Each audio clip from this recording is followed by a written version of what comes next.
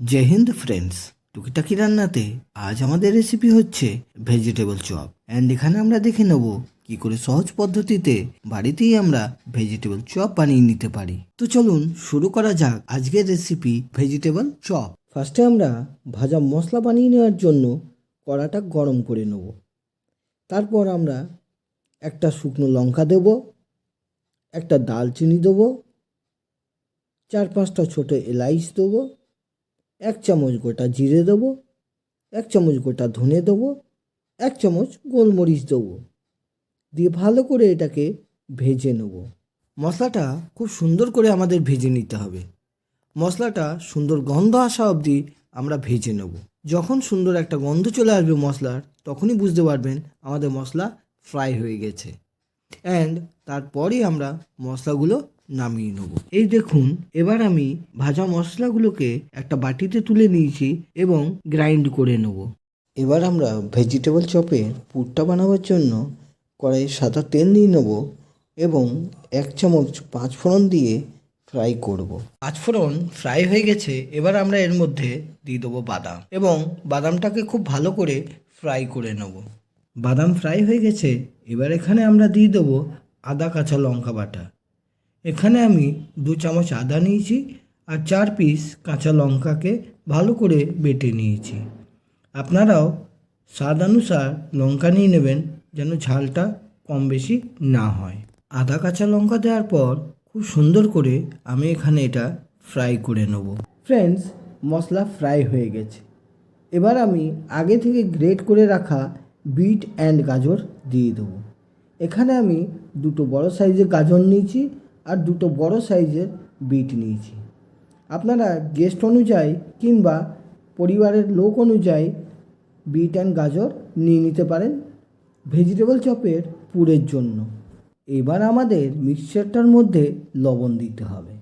আমি এখানে 1 চামচ থেকে একটু কম লবণ দিয়েছি। আপনারা স্বাদ অনুসার লবণটা দিয়ে দেবেন। লবণটা দেওয়া হয়ে গেলেই আমাদের খুব ভালো করে এবার মিক্স করে নিতে হবে। গাজর, বিট, লবণ আর মশলাটাকে 2 থেকে 3 মিনিট আপনারা ভালো করে মিক্স করে নেবেন। দেখুন কি সুন্দরভাবে মিক্স হয়ে গেছে। এবারে এটাকে আমরা ঢেকে রেখে দেবো এবং 5 মিনিটের জন্য লো ফ্লেমে এটাকে সিদ্ধ করব, যেন বিট অ্যান্ড গাজরটা খুব ভালোভাবে সিদ্ধ হয়ে যায়। 5 মিনিট ঢেকে রাখার পর দেখুন আমাদের গাজর অ্যান্ড বিটটা কি সুন্দর সিদ্ধ হয়েছে অ্যান্ড সফটও হয়ে গেছে। এবার এর মধ্যে আমি দিয়ে দিচ্ছি 1 চামচ চিনি অ্যান্ড হাফ টিস্পুন কাশ্মীরি লাল লঙ্কা। তারপর দিয়ে দেবো আগে থেকে সিদ্ধ করে রাখা আলুটা। আলুটা আমি সিদ্ধ করে গ্রেট করে রেখেছিলাম। এখানে আমি 3টে মিডিয়াম সাইজের আলু নিয়েছি। আলুটা দিয়ে ভালো করে মিক্স করে নেব। আপনারাও এইভাবে মিক্স করে নেবেন। এবার এর মধ্যে দিয়ে দিচ্ছি ভেজে রাখা মশলাটা, যেটা প্রথমে আমি ভেজেছিলাম, অ্যান্ড দিয়ে দেওয়ার পর খুব সুন্দর করে মিক্স করে নেব। আমাদের ভেজিটেবল চপের পুরটা একদম ভালোভাবে মিক্স হয়ে গিয়েছে। এবার আমাদের এটাকে নামিয়ে নিতে হবে এবং ঠান্ডা করে নিতে হবে। এবার আমরা ভেজিটেবল চপের পুরটা ইউজ করব, অ্যান্ড ভেজিটেবল চপ যেরকম হয় সেরকম শেপ এই পুরগুলো দিয়ে বানিয়ে নেব। নেক্সট আমাদের যেটা করতে হবে সেটা হচ্ছে এই ভেজিটেবল চপের পুরগুলোকে কোটিং করে নিতে হবে। ফার্স্টে যেটা দেখছেন সেটা হচ্ছে ময়দা অ্যান্ড কর্নফ্লাওয়ারের মিক্স। তো ময়দা অ্যান্ড কর্নফ্লাওয়ারের মিক্সের মধ্যে ফার্স্টে দেবো, দিয়ে ভালো করে কোটিং করে নেব। তারপর নেক্সট যেটা রয়েছে সেটা হচ্ছে ময়দার ঘোল। ময়দার ঘোলের মধ্যে দিয়ে দেবো, দিয়ে ভালো করে এটাকে মিক্স করে নেবো উল্টে পাল্টে। তারপর আবার তুলে নিয়ে ড্রাই ময়দা অ্যান্ড কর্নফ্লাওয়ারের মধ্যে দিয়ে ডাস্টিং করে নেব। আমি এখানে ডাবল কোটিং করছি, তাই দুবার করে সেম প্রসেস আমাকে রিপিট করতে হবে। ডাবল কোটিং হয়ে যাওয়ার পর থার্ড আমি যেটা করছি সেটা হচ্ছে ব্রেড ক্র্যাম্পের মধ্যে দিয়ে দিচ্ছি। তো থার্ড বাটিতে আমার রাখা আছে ব্রেড ক্র্যাম্প। ব্রেড ক্র্যাম্পের মধ্যে দিয়ে ভালো করে উল্টে পাল্টে নেব এবং হাতে করে একটু চেপে চেপে ব্রেড ক্রাম্বগুলো লাগিয়ে নেব। এইভাবে আমার ডবল কোটিং কমপ্লিট হয়ে গেল। তো সেম প্রসেসে সব ভেজিটেবল চপের শেপগুলোকে আমি কি করব, কোটিং করে নেব। আপনারাও জাস্ট এইভাবে কোটিংটা করে নেবেন। আপনারা চাইলে সিঙ্গেল কোটিংও করতে পারেন। এবার আমাদের কড়াইয়ে তেল দিয়ে তেলটা গরম করে নিতে হবে। এখানে তেলটা গরম হয়ে গেছে।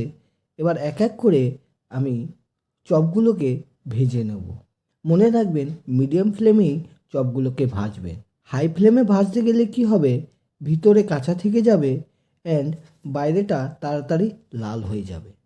সো লো টু মিডিয়াম ফ্লেমেই চপগুলোকে ভাজা উচিত। আপনারা ঠিক এইভাবে মিডিয়াম বা লো ফ্লেমে ভেজে নেবেন।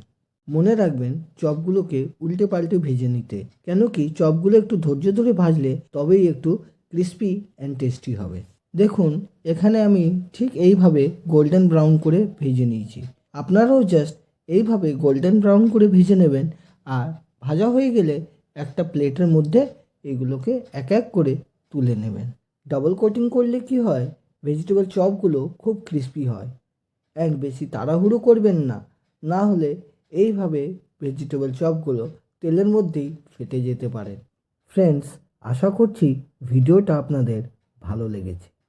যদি ভিডিওটা ভালো লেগে থাকে তো please like share and subscribe করে দেবেন। আবার দেখা হচ্ছে নতুন একটা ভিডিওতে। টিল দেন, জয় হিন্দ।